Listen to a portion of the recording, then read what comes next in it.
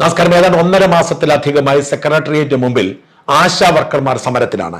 ആശാ വർക്കർമാർ എന്നാൽ നമുക്കറിയാം, എല്ലാവർക്കും അറിയാം. ഈ ആശാ വർക്കർമാരുടെ സമരത്തിന് ഇത്രയേറെ പ്രാധാന്യം കിട്ടാൻ കാരണം എല്ലാ ആശാ വർക്കർമാരും ഒരു ഗ്രാമത്തിന്റെ വിളക്കായതുകൊണ്ടാണ്.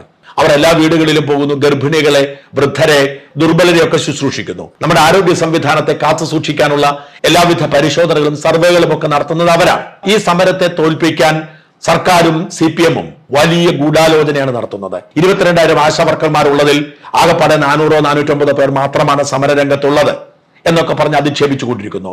എല്ലാ സമരത്തിന്റെയും സ്ഥിതി അങ്ങനെ തന്നെയാണ്. കുറച്ചു പേർ മാത്രമായിരിക്കും മുമ്പിൽ ഉണ്ടാവുക. ഈ സമരം ജനങ്ങൾ ഏറ്റെടുത്തത് കൊണ്ട് ഒരിക്കലും സമരം ചെയ്യാത്ത പ്രതിപക്ഷ പാർട്ടികൾക്ക് പിന്തുണയ്ക്കേണ്ടി വരുന്നു. വാസ്തവത്തിൽ SUCയെ പോലൊരു സംഘടന മാത്രമാണ് ഈ നാട്ടിൽ എന്തെങ്കിലുമൊക്കെ സമരം ചെയ്യുന്നത്. ജനങ്ങൾ നീറുന്ന പ്രശ്നങ്ങൾ ഏറെയുണ്ട്. ആ പ്രശ്നങ്ങൾ ഉയർത്താനും സമരം ചെയ്യാനുമുള്ള സംവിധാനം ഇതിന് ഇരയാകുന്നവർക്കില്ല. രാഷ്ട്രീയ പാർട്ടികളുടെ അടിമകളായി മാറിയിരിക്കുന്നു ഇവരൊക്കെ. അവരാരും സമരം ചെയ്യുന്നില്ല. പക്ഷേ SUC എന്ന് പറയുന്ന സംഘടന രണ്ടും കൽപ്പിച്ച് രംഗത്തിറങ്ങിയിരിക്കുന്നത് കൊണ്ട് മാത്രം ആശാ വർക്കർമാർ സമരം ചെയ്യുന്നു. പ്രതിപക്ഷത്തിന്, പ്രത്യേകിച്ച് UDF-ന് പൂർണ്ണ പിന്തുണ കൊടുക്കേണ്ടി വരുന്നു. കോൺഗ്രസ് ആ സമരത്തിന്റെ മുഖമായി മാറിക്കൊണ്ട് അത് മുതലെടുക്കാൻ ശ്രമിക്കുന്നുണ്ട്. അതിൽ തെറ്റൊന്നുമില്ല. മുതലെടുക്കുന്നത് രാഷ്ട്രീയത്തിന്റെ ഭാഗമാണ്. കോൺഗ്രസിന്റെ പിന്തുണ, പ്രതിപക്ഷത്തിന്റെ പിന്തുണ ഉള്ളത് കൊണ്ടാണ് സമരം തിളങ്ങി മുമ്പോട്ട് പോകുന്നത്. എന്നാൽ ഈ സമരത്തിന് നേതൃത്വം കൊടുക്കേണ്ടതും പൂർണ്ണ പിന്തുണ കൊടുക്കേണ്ടതും കോൺഗ്രസിന്റെ തൊഴിലാളി സംഘടനയായ INTUC ആണ്. എന്നാൽ INTUC സമരത്തിൽ ഇല്ല എന്ന് മാത്രമല്ല, സമരത്തിന് ടോർപ്പിട വയ്ക്കുന്നു. INTUCയുടെ സംസ്ഥാന പ്രസിഡന്റ് ആയിരിക്കുന്ന R ചന്ദ്രശേഖരൻ, അദ്ദേഹം ഈ സമരത്തിനെതിരാണ്. സമരത്തിനെതിരെ സംസാരിക്കുന്നു. CPM നേതാക്കൾ അതേ ഭാഷയിൽ, പാർട്ടി സെക്രട്ടറിയും മന്ത്രിമാരും ഒക്കെ ഇവരെ അധിക്ഷേപിക്കുന്ന അതേ ഭാഷയിൽ ഈ സമരത്തിന് ആരുടെയും പിന്തുണയില്ല, ഇതൊരു SUCI സമരമാണ്, ഞങ്ങൾ പിന്തുണയ്ക്കില്ല എന്ന് പറഞ്ഞ് അധിക്ഷേപിക്കുകയും കുറ്റപ്പെടുത്തുകയും പണി കൊടുക്കുകയുമാണ്. ഇവിടുത്തെ UDF സംവിധാനം മുഴുവൻ ഈ സമരത്തെ അനുകൂലിക്കുമ്പോൾ, ഈ നാട്ടിലെ ജനങ്ങൾ മുഴുവൻ ഇവരുടെ അവകാശത്തിന് വേണ്ടി ശബ്ദമുയർത്തുമ്പോൾ, കോൺഗ്രസിന്റെ തൊഴിലാളി സംഘടനയായ INTUCയുടെ സംസ്ഥാന പ്രസിഡന്റ് ഇതിനെ എതിർക്കുന്നു. INTUCയെ ഇതിൽ നിന്നും അകറ്റി നിർത്തുന്നു.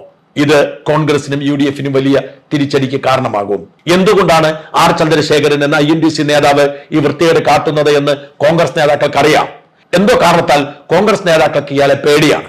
K മുരളീധരനെ പോലെ ചിലരൊക്കെ വെട്ടിത്തുറന്ന് പറയാറുണ്ടെങ്കിലും കോൺഗ്രസ് നേതൃത്വത്തിന് ചന്ദ്രശേഖരനെ പേടിയാണ്. കഴിഞ്ഞ 17 വർഷമായി നിയമവിരുദ്ധമായ വഴികളിലൂടെ INTUCയുടെ പ്രസിഡന്റായി അദ്ദേഹം ഹൈജാക്ക് ചെയ്ത് കൊണ്ടുപോവുകയാണ്. INTUC എന്ന സംഘടനയെ മണ്ടവെട്ടി പിണറായിയുടെ കാൽക്കൽ കൊണ്ട് കാഴ്ചവെച്ചിരിക്കുകയാണ്. പിണറായിയുടെ ഏജന്റിനെ പോലെ പ്രവർത്തിക്കുകയാണ് R ചന്ദ്രശേഖരൻ. ഇത് ഈ ഒരു വിഷയത്തിൽ മാത്രമല്ല, R ചന്ദ്രശേഖരൻ നടത്തിയ വലിയ അഴിമതി, അനേകം ഏജൻസികൾ കണ്ടെത്തിയ, വിജിലൻസും വ്യവസായ വകുപ്പും ഹൈക്കോടതിയും സുപ്രീം കോടതിയും അടക്കം അനേകം ഏജൻസികളും സംവിധാനങ്ങളും ഒക്കെ കണ്ടെത്തിയ വലിയൊരു അഴിമതിയിലെ മുഖ്യപ്രതിയാണ്. ആ അഴിമതിയിൽ നിന്നും അയാളെ സംരക്ഷിക്കാൻ ശ്രമിക്കുന്ന പിണറായി വിജയനാണ്. അതിനുള്ള പ്രതിഫലമാണിത്. ഏത് പാർട്ടിക്കാരനാണെങ്കിലും കൂടെ നിന്നാൽ ചങ്കു കൊടുത്ത് പിണറായി സംരക്ഷിക്കും. അതിനുവേണ്ടി ഖജനാവിലെ പണം നഷ്ടപ്പെട്ടാലും കുഴപ്പമില്ല. ഏത് ക്രിമിനലിനെയും സംരക്ഷിക്കും എന്നതിന് തെളിവാണ് R ചന്ദ്രശേഖരനെ പിണറായി സംരക്ഷിക്കുന്ന വഴി. ഈ R ചന്ദ്രശേഖരൻ 2012 മുതൽ 2015 വരെ ഉമ്മൻചാണ്ടി സർക്കാരിന്റെ കാലത്ത് കശുവണ്ടി വികസന കോർപ്പറേഷന്റെ ചെയർമാനായിരുന്നു. സ്വാഭാവികമായും രാഷ്ട്രീയ പാർട്ടികൾക്ക് കിട്ടുന്ന പദവിയാണ്. ഈ കാലത്ത് വലിയ അഴിമതി അയാൾ നടത്തിയുണ്ട്. അത് ഈ അഴിമതി തുടങ്ങിയത് 2005-ലാണ്. 2005 മുതൽ 2015 വരെ കശുവണ്ടി വികസന കോർപ്പറേഷന്റെ MD ആയിരുന്നത് രതീഷാണ്. ഇത് ഈ ചന്ദ്രശേഖരന്റെ അളിയനാണ്. അളിയന്മാർ രണ്ടുപേരോട് ചേർന്ന് കോടിക്കണക്കിന് രൂപ അടിച്ചു മാറ്റി. 500 കോടി രൂപയുടെ അഴിമതി നടത്തി എന്നാണ് തെളിവുകൾ പറയുന്നത്. ഇവിടെ ആവശ്യമില്ലാത്തപ്പോൾ വലിയ വില കൊടുത്ത് വിദേശത്ത് നിന്നും കശുവണ്ടി ഇറക്കുമതി ചെയ്തു. അങ്ങനെ കമ്മീഷൻ അടിച്ചു മാറ്റി 500 കോടിയോളം നഷ്ടമുണ്ടാക്കി എന്നാണ് പരാതിക്കാരനായ കടകംപള്ളി മനോജ് പറയുന്നത്. ഈ പരാതിയുടെ തെളിവുകൾ അയാൾ കണ്ടെത്തിയിട്ടുണ്ട്. ഈ തെളിവുകളുടെ അടിസ്ഥാനത്തിൽ കേസ് അന്വേഷണം നടത്തിയ സകല ഏജൻസികളും, വിജിലൻസ് അടക്കം, വ്യവസായ വകുപ്പ് അടക്കം, പ്രത്യേക PH കുര്യന്റെ നേതൃത്വത്തിലുള്ള എല്ലാവരും പറഞ്ഞു അഴിമതി നടത്തി. 500 കോടി നടത്തിയോ എന്ന കാര്യത്തിൽ തർക്കമുണ്ട്. CBIക്ക് പോലും അങ്ങനെ ഒരു അഭിപ്രായമില്ല തൽക്കാലം. പക്ഷെ വലിയ അഴിമതി നടന്നിട്ടുണ്ട്. ഈ അഴിമതിയുടെ ലാഭം ഉണ്ടാക്കിയിരിക്കുന്നത് ചന്ദ്രശേഖരാണെന്ന് കണ്ടെത്തിയതാണ്. പക്ഷേ ചന്ദ്രശേഖരനെ പ്രോസിക്യൂട്ട് ചെയ്യാൻ പിണറായി വിജയൻ സമ്മതിക്കുന്നില്ല.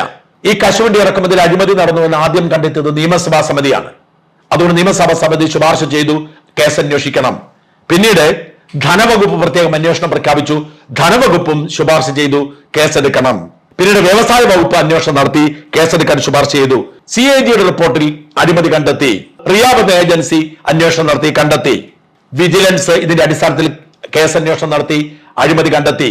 CBI അന്വേഷണം നടത്തി കണ്ടെത്തി. പക്ഷേ ഈ കേസ് മുമ്പോട്ട് പോകണമെങ്കിൽ പൊതുപ്രവർത്തകരായതുകൊണ്ട് പെർമിഷൻ വേണം എന്നാണ് ചട്ടം. അതിനെ പരാതിക്കാരൻ ചോദ്യം ചെയ്യുന്നുണ്ട്. പക്ഷെ അതാണ് ചട്ടം. ആ ചട്ടത്തിന്റെ അടിസ്ഥാനത്തിൽ പ്രോസിക്യൂട്ട് ചെയ്യാൻ അനുമതി നിഷേധിക്കാൻ പിണറായി വിജയൻ. അനുമതി നിഷേധിച്ചതിനെതിരെ ഹൈക്കോടതിയിൽ പോയി കടകംപള്ളി മനോജ് ഹൈക്കോടതി പറഞ്ഞു അഴിമതി നടന്നു എന്നതിന് തെളിവുണ്ട്, നിങ്ങൾ അനുമതി കൊടുക്കുമെന്ന്. പക്ഷെ സർക്കാർ അനുമതി കൊടുക്കുന്നില്ല. ഒരു വശത്ത് ഇത് നടക്കുമ്പോൾ തന്നെ മറുവശത്ത് മറ്റൊരു സംഭവം ഉണ്ടായി. CBIക്ക് അനുമതി കിട്ടാതെ വന്നപ്പോൾ അവര് വ്യാജരേഖ നിർമ്മാണം അടക്കമുള്ള ചില വകുപ്പിട്ടുകൊണ്ട് ക്രിമിനൽ കേസ് ചാർജ് ചെയ്തു. ഇതിൽ അഴിമതി വിരുദ്ധ നിയമമില്ല. കാരണം അനുമതി ഇല്ലാതെ അഴിമതി വിരുദ്ധ നിയമം അനുസരിച്ച് കേസെടുക്കാൻ കഴിയില്ല. അതുകൊണ്ട് അതേക്കുറിച്ചുള്ള തർക്കം തുടരുകയാണ്, ഹൈക്കോടതിയുടെ പരിഗണനയിലാണ്. ഒരു തരത്തിലും അവർ പദവിയിൽ ഇല്ലാതിരിക്കുമ്പോൾ എന്ന് മാത്രമല്ല, അത് നേരിട്ടുള്ള സർക്കാർ ഉദ്യോഗസ്ഥന്മാരല്ലാത്തപ്പോൾ, ഇത് പൊതുമേഖലാ സ്ഥാപനമാണ്, അഴിമതി ആവശ്യമില്ല എന്നാണ് വ്യാഖ്യാനിക്കപ്പെടുന്നത്. അതേക്കുറിച്ചുള്ള തർക്കം തുടരുകയാണ്. എന്നാൽ മറുഭാഗത്ത് ഇവർക്കെതിരെ മറ്റൊരു കേസ് കൊടുത്തിരുന്നു CBI. ആ കേസ് ക്വാഷ് ചെയ്യണമെന്ന് ആവശ്യപ്പെട്ട് ഹൈക്കോടതിയിലും സുപ്രീം കോടതിയിലും പോയിട്ടും തള്ളിപ്പോയി. ആ കേസ് തുടരട്ടെ, അഴിമതി നടന്നിട്ടുണ്ട് എന്ന് ഹൈക്കോടതിയും സുപ്രീം കോടതിയും കണ്ടെത്തി. ആ കേസ് തുടരുക. പക്ഷേ ആ കേസിൽ പ്രത്യേകിച്ച് ഒന്നും ചെയ്യാനില്ല. കാരണം വ്യാജരേഖ നിർമ്മാണം അടക്കമുള്ള ചെറിയ വകുപ്പുകളാണ്. യഥാർത്ഥത്തിൽ അഴിമതിയാണ് നടന്നത്. ഈ അഴിമതിയിൽ സർക്കാരിന് അനുമതി ഇല്ലാത്തത് കൊണ്ട് കേസ് മുമ്പോട്ട് പോകുന്നില്ല. ആരാണ് അനുമതി കൊടുക്കേണ്ടത്? പിണറായി വിജയന്റെ സർക്കാർ. ആരാണ് പ്രതി? കോൺഗ്രസിന്റെ തൊഴിലാളി സംഘടനയായ INTUC പ്രസിഡന്റ് പിണറായി വിജയനും INTUC നേതാവ് ചന്ദ്രശേഖരനും തമ്മിലുള്ള അവിശുദ്ധ കൂട്ടുകെട്ടിന് ഇതിനേക്കാൾ വലിയ തെളിവുണ്ടോ? ഒരു തെളിവും ഇല്ല, ആവശ്യമില്ല. അതായത് പിണറായിയുടെ ഏജന്റായി അഴിമതി നടത്തി മുമ്പോട്ട് പോവുകയാണ് INTUC പ്രസിഡന്റ്. ഇയാളെ പുറത്താക്കാനോ പകരം ഒരു പ്രസിഡന്റിനെ കൊണ്ടുവരാനോ അയാളെ തെറ്റുകൾ തിരുത്താനോ ഒന്നും കോൺഗ്രസിനും ശേഷിയില്ല. എത്രമാത്രം ശക്തനായിരിക്കും ഈ അഴിമതിക്കാരനെ ചന്ദ്രശേഖരൻ എന്ന് ഓർക്കുക. പിണറായിയുടെ ഏജന്റായി ഇയാൾ ഇങ്ങനെ മുമ്പോട്ട് പോയാൽ കോൺഗ്രസ് പാർട്ടിക്കും UDFനും അത് തിരിച്ചടിയാവും. ആശാ സമരത്തിൽ കാട്ടിയതുപോലെ തന്നെയുള്ള വൃത്തികേട് ഇയാൾ എല്ലാ തൊഴിലാളി സമരത്തിലും കാട്ടാറുണ്ട്. പിണറായിക്ക് വേണ്ടി ഇയാൾ തൊഴിലാളികളെ വഞ്ചിക്കുകയാണ്. ഇയാളെ ആ പദവിയിൽ നിന്നും ഒഴിവാക്കിയില്ലെങ്കിൽ UDFന്റെ ഭരണ സ്വപ്നം വെറുതെയാകും. കാരണം ഇയാളെ പോലുള്ള ഒരാളെ സംരക്ഷിക്കുന്ന UDFന് വോട്ട് ചെയ്യാൻ, പിന്തുണയ്ക്കാൻ സാധാരണ മനുഷ്യർക്ക് കഴിയാത്ത സാഹചര്യം ഉണ്ടാവും.